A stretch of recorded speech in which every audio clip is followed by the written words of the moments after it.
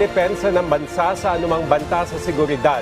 Mahalaga ang pagsasanay ng sandatahang lakas. Bahagi nito ang gaganaping balikatan exercise ngayong taon na puspusan ng pinaghahandaan ng Armed Forces of the Philippines. Humingi tayo ng detalye niyan at kaugnay ng iba pang mga issue mula kay Colonel Francel Margaret Padilla, ang tagapagsalita ng Armed Forces of the Philippines. Colonel Padilla, magandang tanghali sa iyo. Welcome back. Magandang tanghali, Sir Joey and Mang Weng, and thank you for having us again today. Ma'am, sa gagawing balikatan exercise ngayong taon, ano yung ibig sabihin ng full battle test na binanggit ni AFP Chief of Staff Romeo Browner Jr.?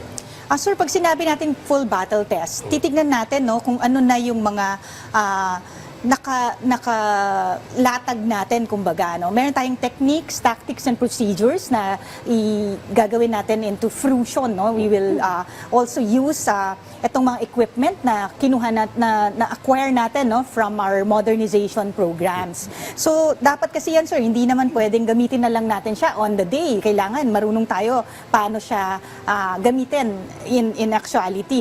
So, all the trainings, all the preparations will come into play and into fruition come balikatan exercises. So ma'am, paano naman po pinaghahandaan ng AFP yung balikatan exercises at ano yung mga bagong plano at doktrinang susubukan ngayong taon?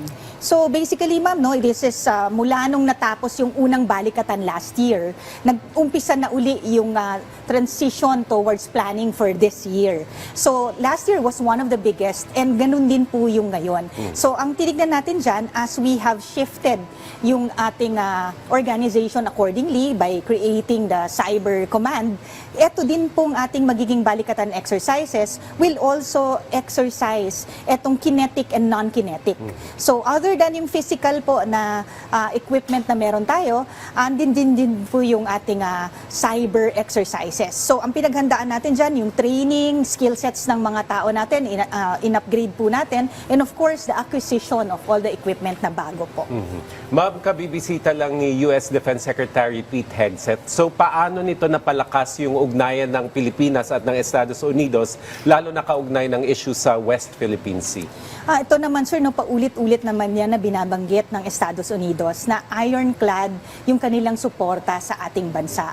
While we acknowledge this, sir, tayo rin, aside from the balikatan exercises, patuloy po yung ating exercises with other like-minded nations also and well-meaning nations. And over and above that, ang maganda pong i-highlight natin dito is we're really also doing exercises to strengthen our own defense posture independently. So nagkaroon po tayo ng dagat, langit at lupa exercises. Tayo lang po yun, Air Force, Army, and the Navy. And we'd like to believe din po na ito talaga pong ironclad commitment of the US is also to allow us to be able to independently be able to defend ourselves.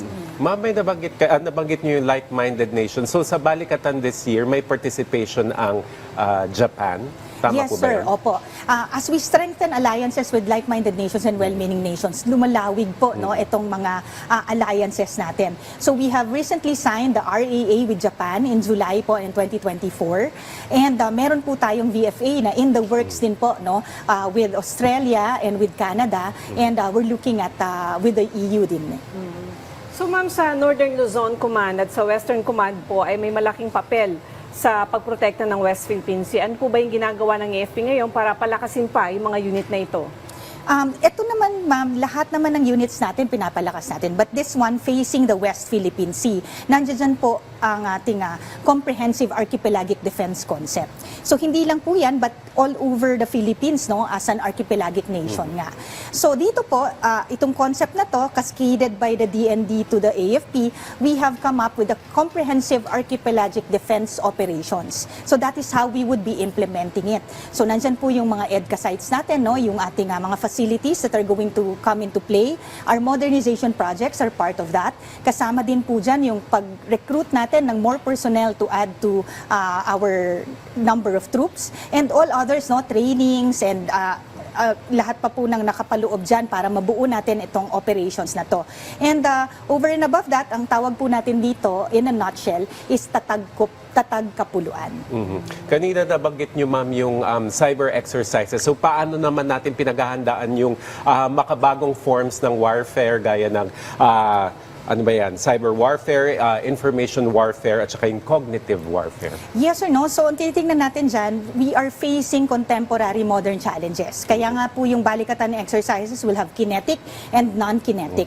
So, dito, nakita nyo naman po in actuality, yun pong pagpalawig ng fake news, no? Misinformation, disinformation. So, ito po, ang forum na ginagamit dyan is the cyber domain, and ang dumadaloy dyan, no, the data and the information is the information warfare. So tinitingnan po natin dyan, no, yung malign influence that is being used, and paano po natin i-handle itong mga ganitong sitwasyon. So maganda po dyan na maging mapanuri nga ang bawat mamamayang Pilipino by us also educating them on how to distinguish, no, and paano po tayo magiging mapanuri dito sa mga fake news na ito. So may tanong po ang ating kasamaan sa media na si Patrick De Jesus ng PTV. Ano po ang masasabi ng AFP sa pahayag ng Chinese Foreign Ministry na those who play with fire will burn themselves, patungkol sa naging paalala ni General Browner sa mga sundalo sa NOLCOM sa 38th anniversary, 138, di ba, na anniversary Yes, ng ma'am. NOLCOM. Hinggil naman to sa issue ng Taiwan. Ito ma'am, no, ito pong reminder ng ating AFP during his speech on the NOLCOM anniversary is para po ma-remind nga itong ating mga tropa dito sa napakahalagang role na ginagampanan nila since they are fronting also this West Philippine Sea. So, ang tinitingnan natin dyan is yung Northern Frontier. Ito nga pong NOLCOM are the guardians of the Northern Frontier.